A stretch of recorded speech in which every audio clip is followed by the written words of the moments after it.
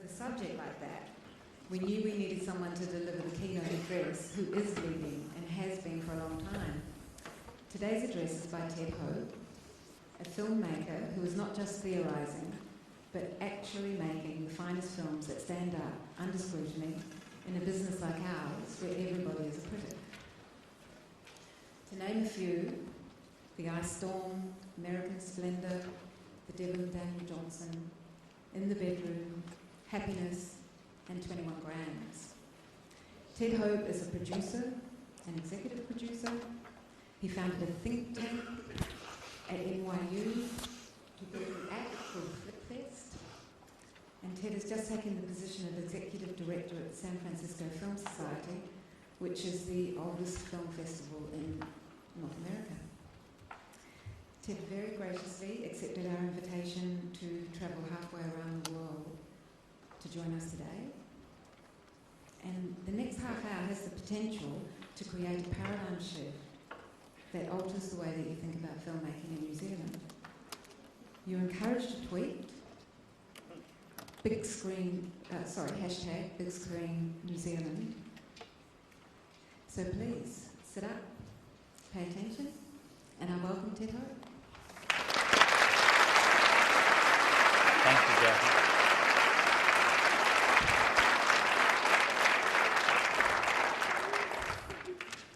The pressure's on, huh? I have to change your lives in the next 30 minutes. I just had not quite a life-changing experience, but I did graciously get to go to Kerry and walk in the black sand. It's full of, so when I'm speaking, just picture my toes, which are currently dirty and sandy and shifting around inside. And it was good to finally see something other than the streets, the mean streets of Auckland, you know. I'm going to try to share first some of experiences from my past and the lessons that I've learned from them, and then try to characterize how they've allowed me to see what the current situation is. Because I kind of feel that often when I talk to filmmakers, when I talk to people in the film business, they no longer can see what the film culture and the film business is. Not that I'm saying I'm so arrogant that I think I can see clearer than other people, but I think certain things that have happened to me have allowed me to maybe have a slightly different perspective. And then if there's any time left, I'll try to share a few other lessons that I recently reflected upon in the talk yesterday with a few New Zealand filmmakers. I've been I was able to come to the session that started the Big Screen Symposium off this morning, and I was envious because I'm only averaging 3 films a year right now, so I'm behind New Zealand. But I've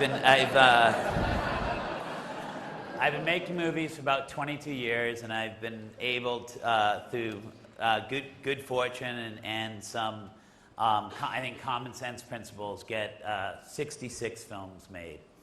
And it's not bad for a kid.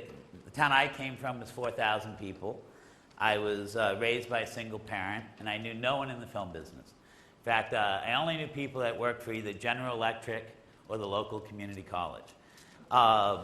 So it took a little while to get here, but I've always kind of held that, because whether you're in New Zealand or you're in New York City, often people say, you know, I'm not going to be able to make it work because I don't know anybody, or I don't have any money, or I'm not trained, and all those things were true for me.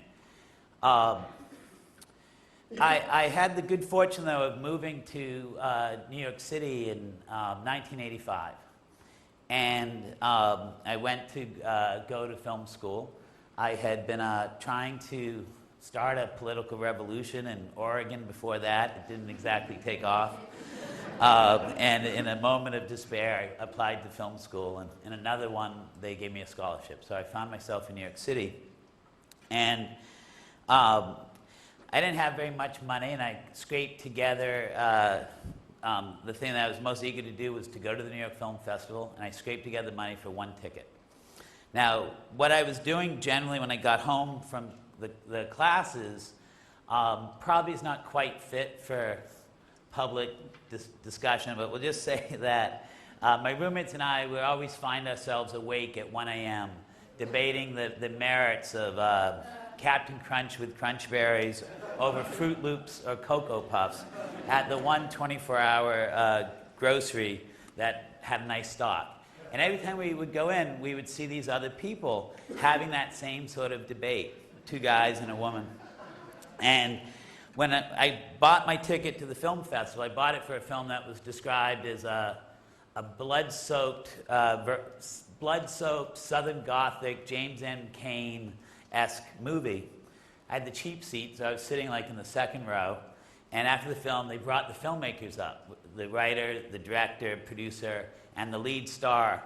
And I was shocked because they weren't the filmmakers, it was the stoners from the 24-hour grocery, Joel and Ethan Cohen and Fran McDormand for Blood Simple. And I was a little shaken up that filmmakers might actually do things like that.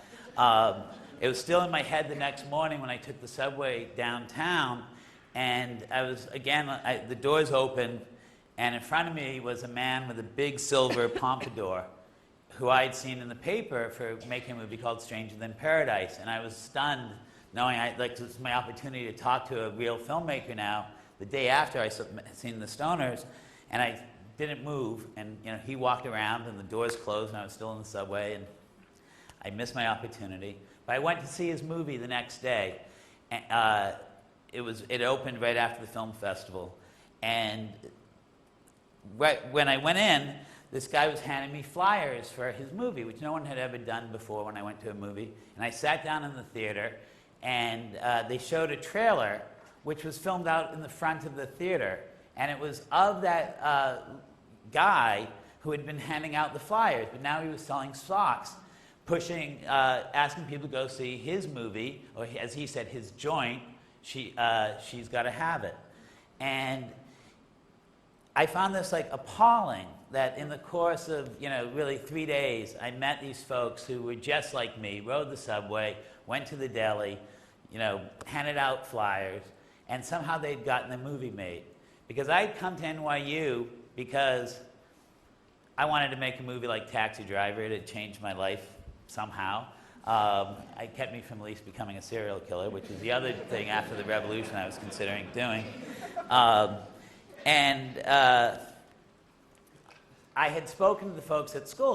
Martin Scorsese had gone to NYU, and as I learned, so did Joel and Ethan Cohen, Spike Lee, and Jim Jarmusch. And I said, I want to make deeply personal, low-budget films, maybe that are even influenced by the French New Wave. And they said, sorry, son, there's no business in that. There's no industry. You can't do that. You've heard of Hollywood. That's what the film business is. That's what you have to learn how to do if you want to make movies. And I was like, but these guys that I just saw, they went to NYU, and they're making movies. Nuh-uh, can't be done. It's not going to happen. It'll never happen. I dropped out of college. I started working in the film business as a production assistant on wonderful movies like Return to Hell High 2. Maybe you saw that one. What Do You Want to Do Tonight? Classics.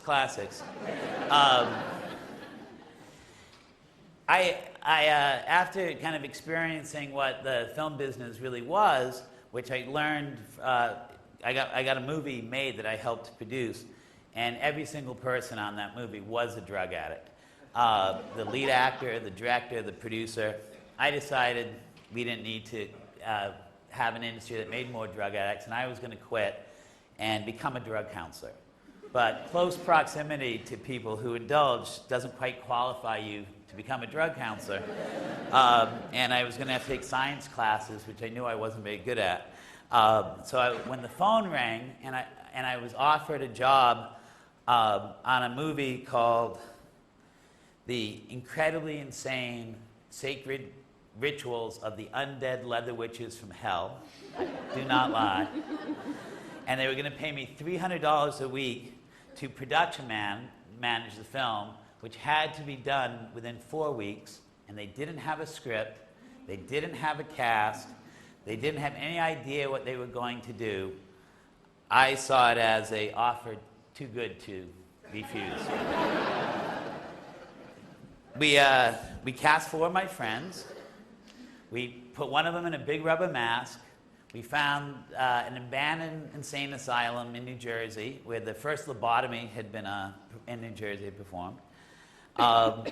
And we shot that movie in 11 days for $120,000. And I was kind of surprised, you know, like I didn't want to see it, but like it got done.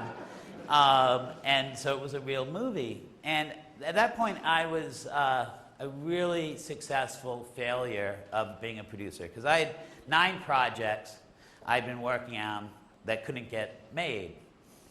And you know, luckily, the nice thing, you know, if any of you are producers, you know, the really nice thing about the occupation is when you really fail, nobody knows, right? Nobody sees the movie.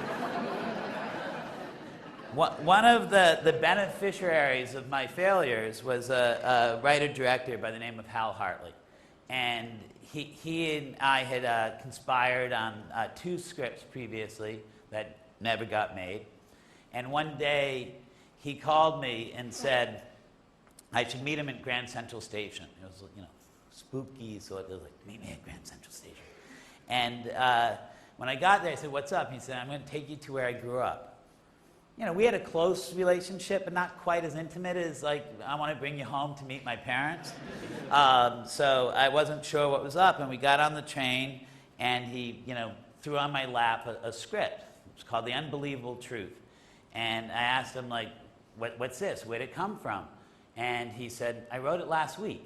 And I said, oh, well, you know, I'll budget it and I'll schedule it and submit it to financiers and we'll see if we can get this one made. He said, no, Ted, you told me about that movie, the incredibly insane, undead, sacred leather witches from hell.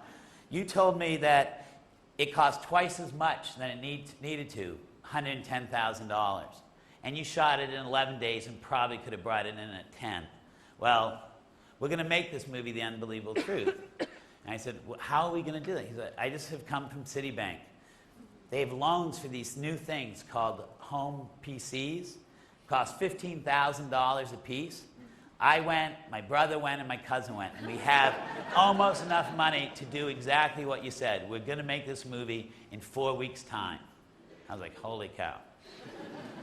We were lucky. After we kind of scouted and started bringing people into his office where he was a receptionist, you know, and they said we could have the back room, his boss took sympathy on us and bought us out of the $45,000 of loans for $55,000, which is what Hal said I had to deliver the movie on because I told him I could do it. The guy also gave us one of those old photocopiers, you know, that you roll like that. It was great because it meant you had to read the call sheet within 3 hours because it started to fade because it was like a heat sensing. We shot The Unbelievable Truth on 35mm film on less than a 2-to-1 ratio, which everyone said you couldn't be done, and we shot it in 10 days. It cost more than $55,000. It cost about $123,000 once we delivered it and finished in post. We got it in the can for $55,000. We didn't know what we were doing, you know, but we felt pretty good when we premiered the film in Toronto at the film festival there, and this big fat guy came up to us and said, you know, I know you haven't heard from me. I'm a new distributor, but I loved your movie and I want to distribute it. I'll give you $250,000, you know, for it. He didn't ask how much it cost to us. We didn't really catch his name, so we just kept referring to him as the fat man.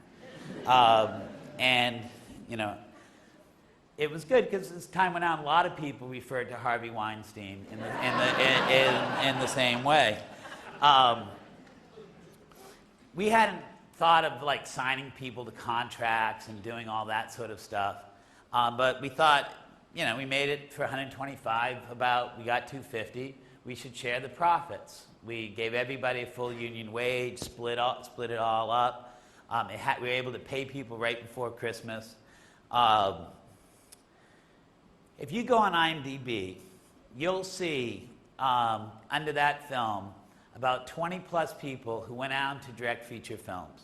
All of those people came from modest backgrounds, knew no one in the film business. The people that didn't direct the films went out to produce Revolutionary Road, Babel. The makeup artist won an Oscar. A lot of folks. We saw that by, somewhat the force of will, somewhat sheer ignorance, working together, we could jumpstart something much bigger. A lot of folks got their movies made. It was collective goodwill.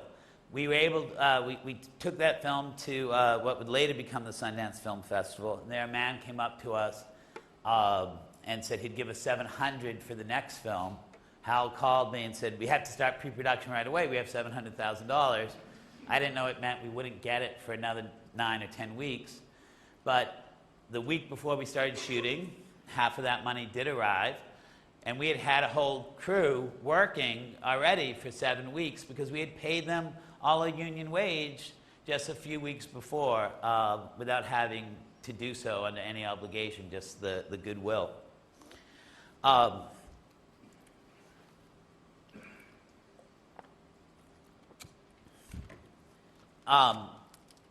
thought I was onto something. I was like, wow, you can make movies really cheap and sell them for a whole lot more. We're going to just keep doing this. We're going to keep doing this. I kept pitching friends about this idea. Luckily, one of them was a guy named James Seamus. He liked what I was saying. We never did raise the money for the company that we wanted to make, but we did find other ways to get the first movie made. It was a short by Claire Denis, who had made one movie at that time. The cast starred an unknown actor named Vinnie Gallo. And when we were done with that, being the brilliant producer that I was, I told James, just because we had these 2 movies, one was called Poison that James produced, one was called Trust that I had produced, both separately. They both got into the new Sundance Film Festival, and I was like, James, you talk better than I. You go to Sundance, you sell the film, I'm going to stay in New York. Much better, right? Why would I ever want to go to a film festival, I thought. But it was very good fortune that I did, because when I pitched James on the idea of starting a company built around like 5 or 6 great directors that I knew had made interesting short films, I had shown him one called Fine Line, which was a love story between a girl from Chinatown and a guy from Little Italy. It's Chaz Palminteri's first short, first time acting. I figured, I knew the director was from NYU, like Marty Scorsese. The guy must be Italian. Just because he called himself, said Ang Lee on the film, didn't mean he wasn't Italian. This was like the first wave of graffiti, so I thought it was like a handle that meant like Angle E. He was a very clever guy. I couldn't find him. There were a lot of Lees in the phone book in New York. I found out he had an agent at one point, and I called the agent, and the agent was like, why would he want to bother with you? This guy's going to be a big director. He needs a big producer. You're a low-budget guy. No, thank you. When I formed the company with James, I showed James the short. He liked it too. We called together to the agent, and they said, why would this guy ever work with you? You're 2 low-budget producers. No reason to do it. We couldn't find him. And when James was in Utah with our films, which, by the way, won the grand prize and the best screenplay prize that year, I heard a noise. Often I would hear a noise in the office. Our office then was above a strip club called, New York Dolls. And frequently people would wander in for not the best reasons. I turned around, and there was this guy, and he literally said to me, my name is Ang Lee, and if I don't make a film soon, I will die. He had made this wonderful short, and for the next 8 years, he had the wonderful privilege of being the handyman in the housing complex that he lived in a 1-bedroom apartment with his wife, the scientist, and their 2 boys. It gave him time to become a great chef, nice benefit, I guess. But he had heard from a PA that was his writing partner, who I had worked with, that if he ever had next to no money to make a feature, he should find this guy, Ted Hope. And he didn't bother to call. He just found me and gave those words. And he said he thought he might win a prize in the next day or so. He had submitted 2 scripts to a contest in Taiwan and had heard rumors that he might have gotten one of the prizes. As luck would have it, he got first and second prize. He made his first movie. It was called Pushing Hands for $350,000. And we wanted to make the second one for $1.5 million. But we raised the money for that, doing generally the way I've raised money for all my movies. We cut the budget in half. So we made it for $700 total.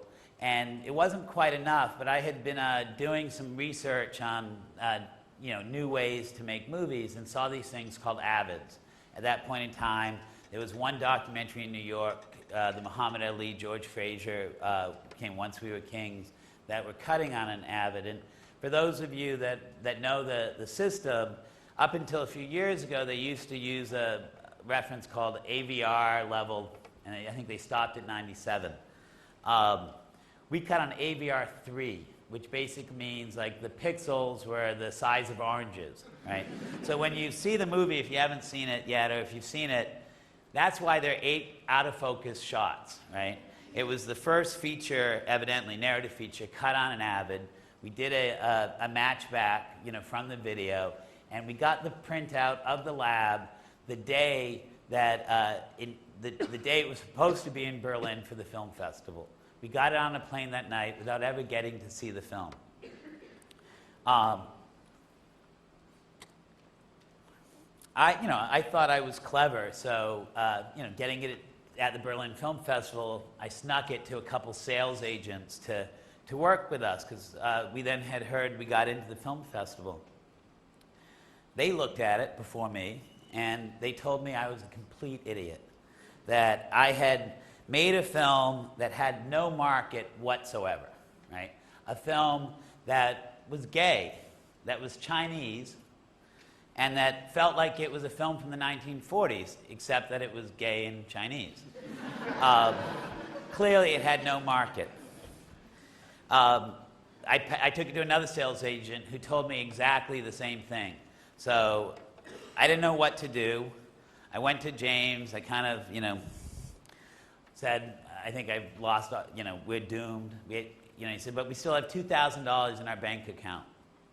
Luckily, our assistants at the time were a guy named Anthony Bregman and a woman named Mary Jane Skalski. If you IMDb them, you'll see wonderful movies they've gone on to produce, like Eternal Sunshine of the Spotless Mind and Win-Win and The Visitor. But they were our assistants, but they were wise because we gave them the choice. We could pay them next month, or we could take their money and fly to Berlin and try to sell our movies.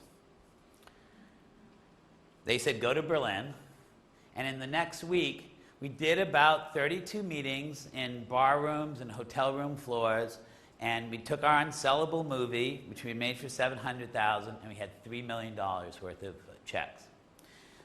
We took a 10% fee instead of the 30% fee that our sales agents would have taken, returning $600,000 more to our investors.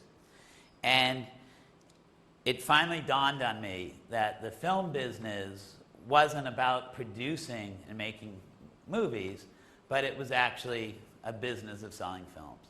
And the funny thing at the time, there was only one man in America who realized that independent film was not driven by US, but was driven by the international value. That same guy, the fat guy, Harvey Weinstein, had a completely horizontally integrated company, a company that distributed films, produced films, and sold films internationally. Yet all the other companies, and someone today in the beginning spoke about it, like at that point in time there were about like 80 distributors in the US. Every single one of them thought the entire marketplace was the US. Nobody was taking the leverage of selling a film in the biggest market of the world and transforming that value into international value.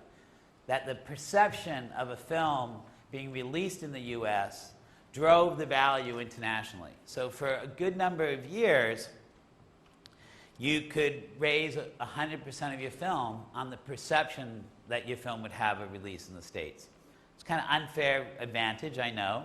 I used it we made 45 films through that company.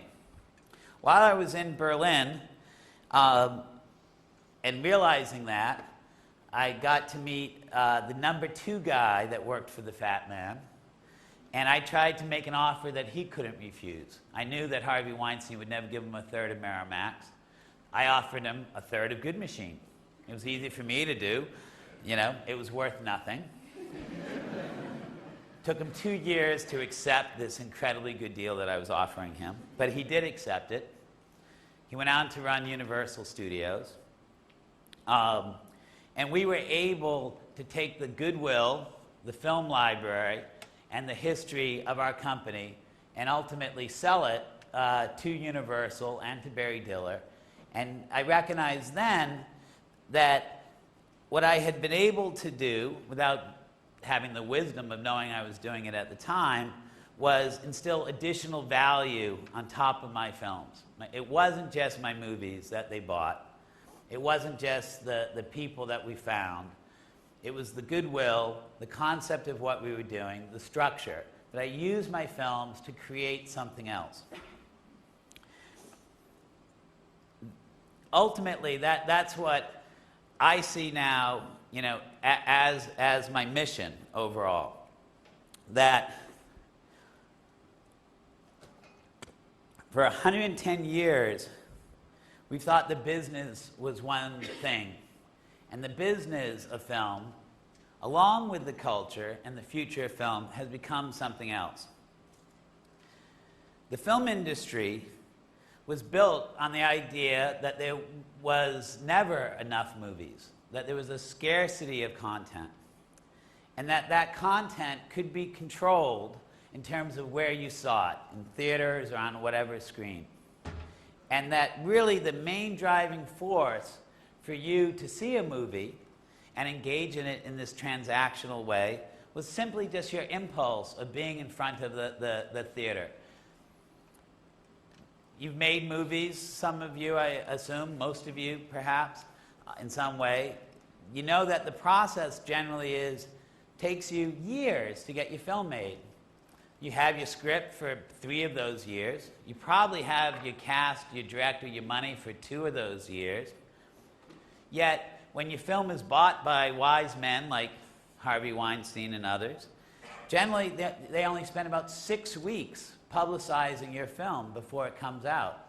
Yet you have this long stretch ahead of time.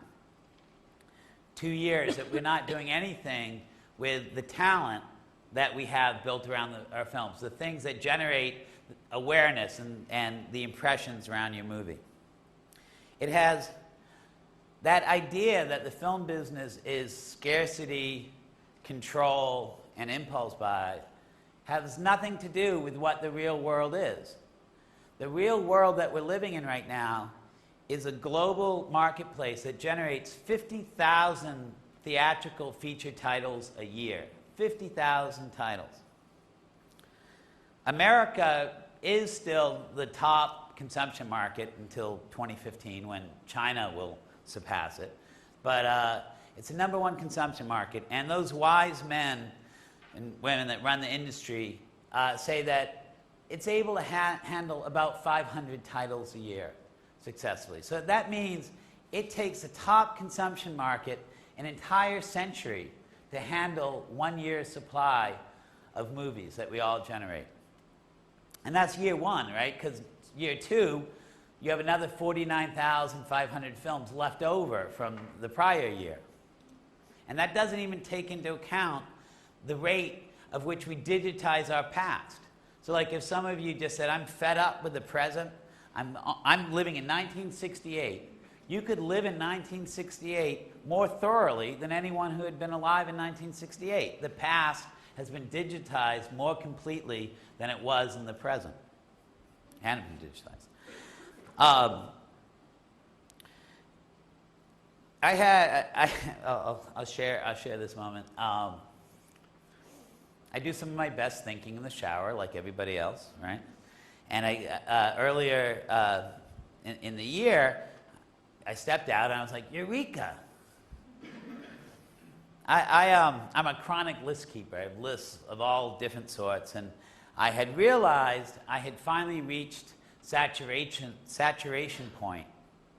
And what I mean is I realized that I had pre-selected, tell my mom to not call me here.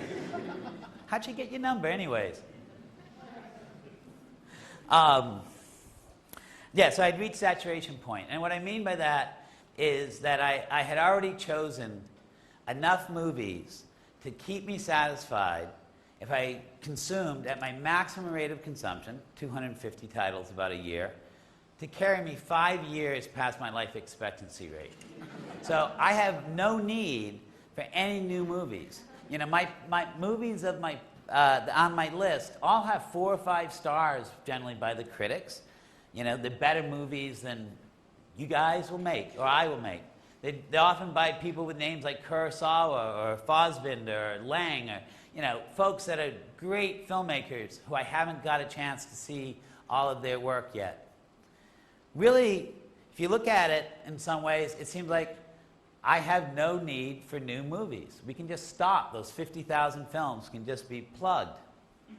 Except you have one advantage that Kurosawa or Lang or Fassbinder never will have. You're not dead yet, right? Those guys can't make movies based on the world that we're living in that represents what our experience really is. They can only make movies that are antiquated now. How do we start to address what the world we're living in is today? How do we start to understand what a culture that would be applicable to our lives really is?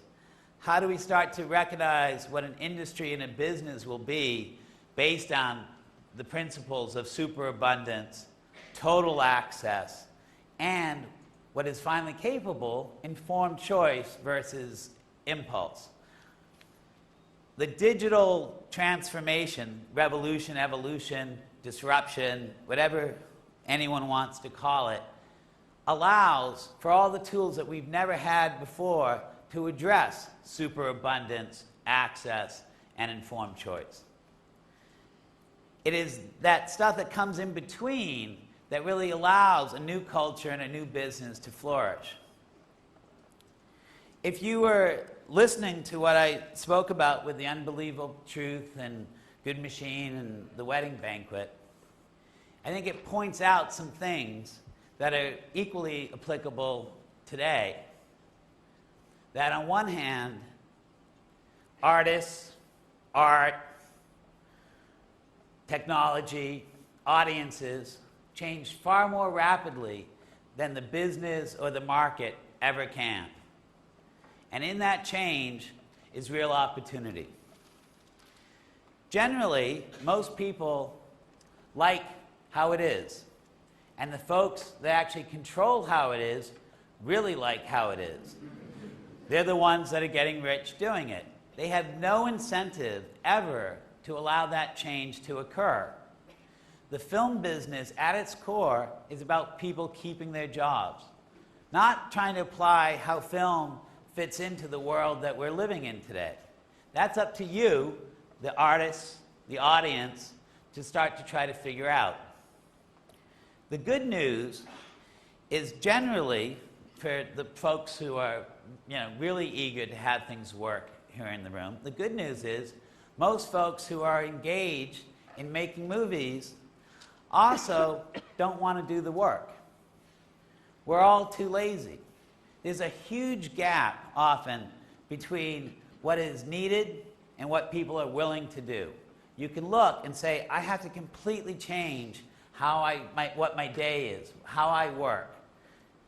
And you know what? Most people aren't ever going to do that. This got me so upset. I would tell my friends, I have a friend in the music business. Most of those companies got wiped out, but he's doing really well. He had a brilliant idea. He said, I'm going to have all my artists sell their music on their own private websites. I'm going to make it really easy for them. I'm going to do all the work and let them keep all the revenue that they get. He found that 12.5% of of the overall revenue of his company went to his artists that they got directly. And he found his marketing costs dropped so considerably because everyone that bought from those artists felt a connection to those artists. They weren't stealing the music. They were actually paying a higher price point, and they were going out and they were proselytizing about the artist because they felt a direct connection to them. It was part of their identity. Yet, all of us geniuses in the film business, you go on IMDb, you look through the top 200 directors, and I think there are 2 directors right now that I know of that do direct sales on their site, Kevin Smith and David Lynch. And they both sell a lot more than their movies. Kevin Smith was really the first filmmaker I know who went online and started doing stuff. He was able to just, I think he's a really funny guy. I can't say I love his movies. But he was able to distribute his last film directly himself, make it profitable, because he had built audiences that cared about him, that showed up at his events to see him and would pay $40 a ticket to hear him talk 30 minutes before his movie and then to watch the film, to have that experience. Yet, we're not doing anything really to facilitate those direct sales yet. Oh yeah, I meant to put this up. I speak about this stuff a lot. I felt I had to help people start to understand the difference between what we used to be and what we are today.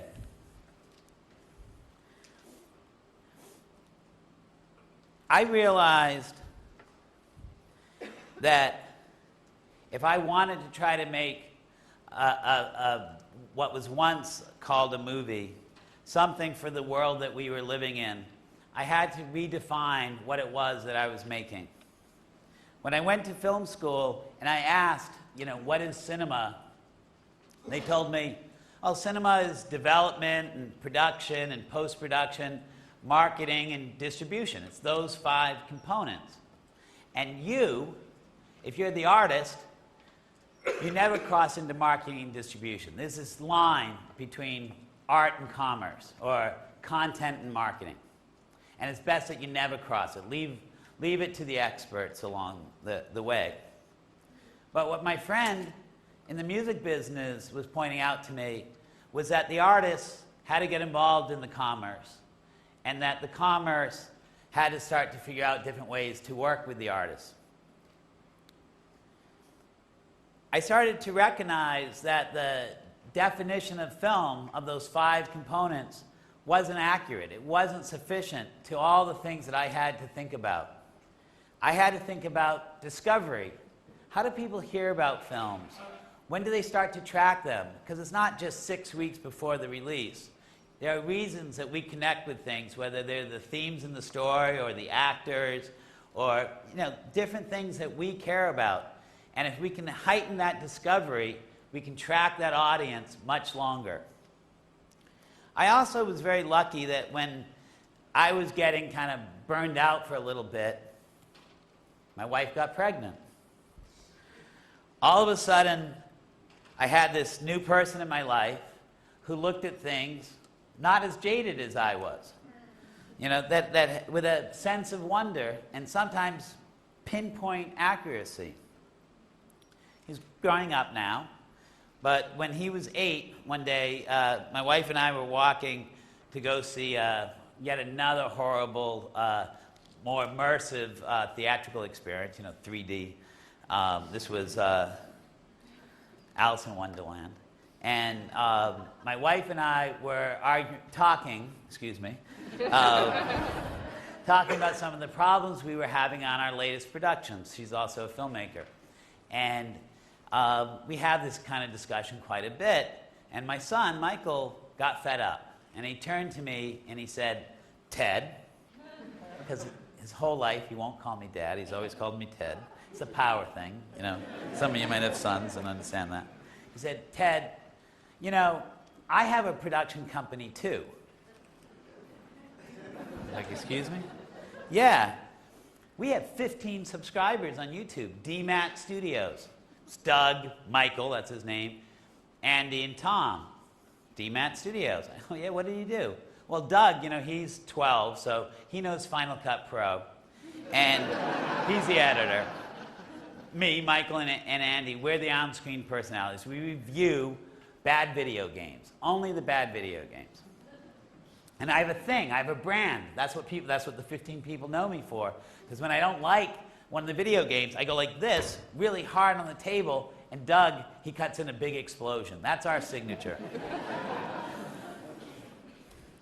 How many videos do you have up there, Mike? 8? I was like, 8, wow.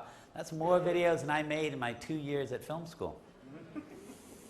It's pretty productive.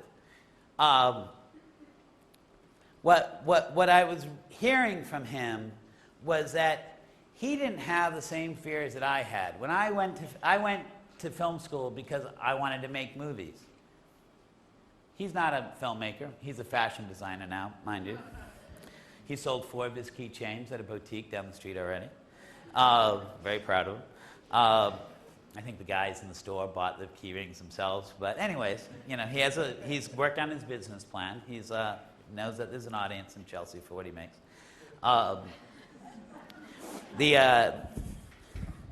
What I was hearing was he didn't feel that he needed to ask permission to make culture.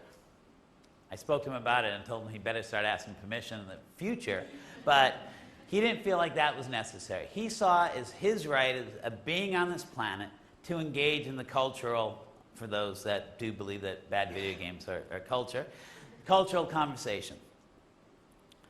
He wanted to participate. As much as people like to sit back and watch, as much as they like to be directed to, they like to engage, to lean forward, to participate. And yet, for the 110 years we've been making movies, we haven't found a way to invite them into that equation. We also, when we talk about our collaborators, the other artists that we're working with, we talk about the people we hire in our crew. But we have tons of designers, composers, you know, technicians and coders all over the world who are looking for good opportunities to collaborate on. We have a platform, our movies, to give them that opportunity. I have a good friend I got to make a few movies with named Eddie Burns. He has a benefit of also being an actor, so he also can star in his movies that people want to see and get them made. But after making about 7 movies that of, you know, fair to middling success, he found it really hard to raise money for his movies. So he asked me what he should do, and I said, well, you should raise money in the same way that I raise all my money. Cut your budgets. Cut your budgets and cut your budgets. So he bought a red camera and basically started shooting movies in his home or his friend's home. And he's made like 3 or 4 movies this way, along with getting out on Facebook and Twitter and asking people, hey, here's a scene from my movie, would you design a poster? Or here's a scene from my movie, would you put some music into it? His little films now deliver somewhere around 20 to 30 times their investment back to him. He spends no money on P&A. A lot of people say the movies aren't really good, but somebody is buying them. He goes to speak. People pay money to hear him speak, telling these type of stories of how he learned what he really wanted to do, which was make small movies for people who care about him. Find ways that they can collaborate and participate. He found a way to invite them into the equation. Now, I have to admit, I didn't always really love movies. When I was a young man, I was very shy. I wanted to date girls. I didn't quite know how to have a successful date.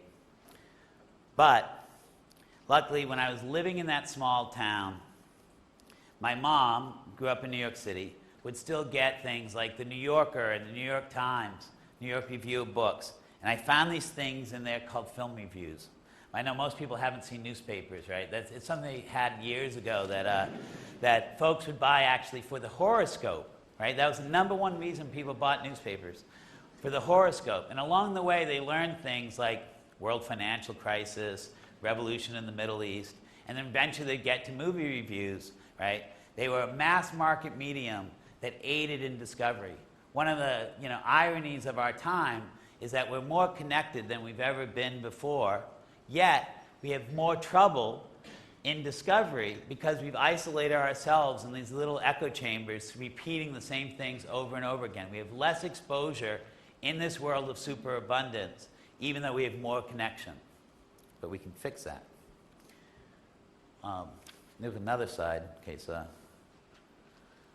I guess I'll have to do it in bold. So next time I haven't seen one of these in a while. They're like newspapers, but what was I saying? Newspaper. Oh, so I would read these things called reviews.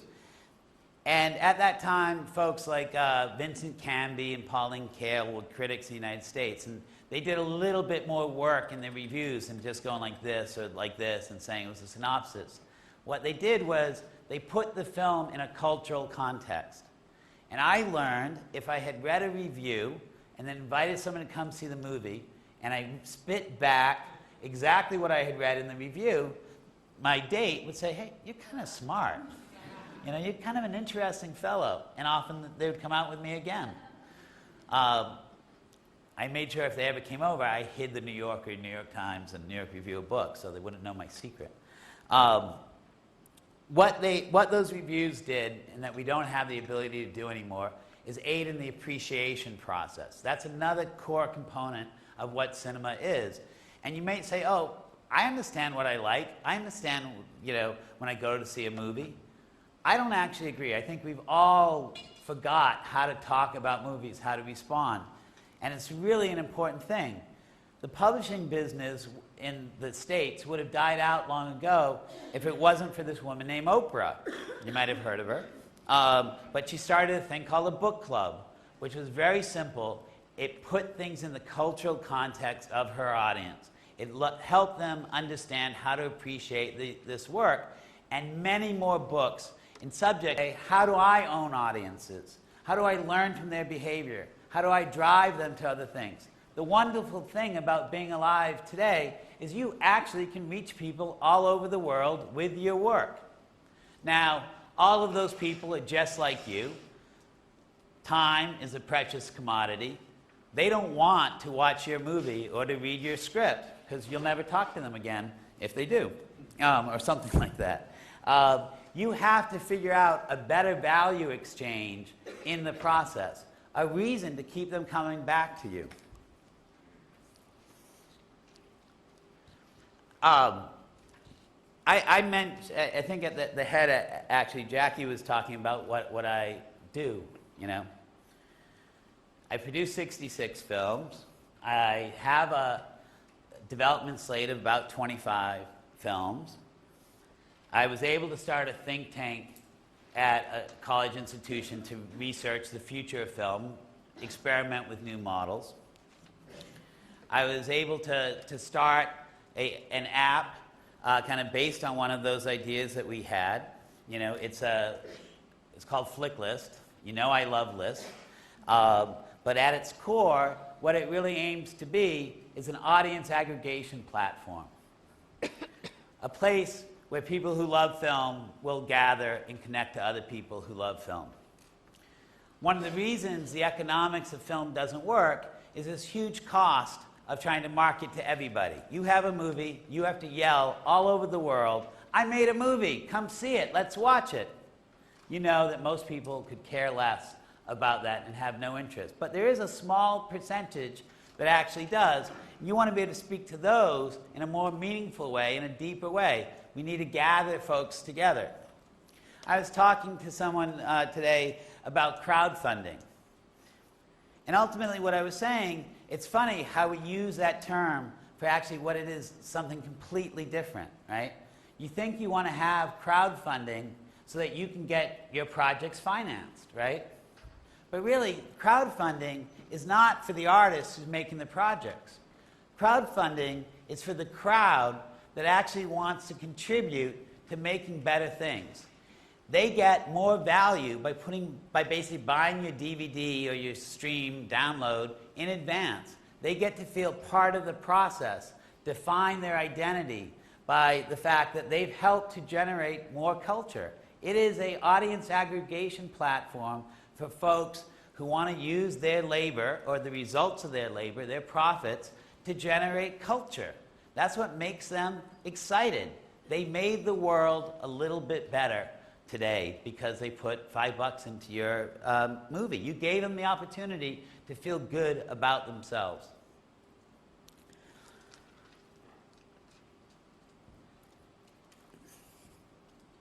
I think I'm supposed to stop. All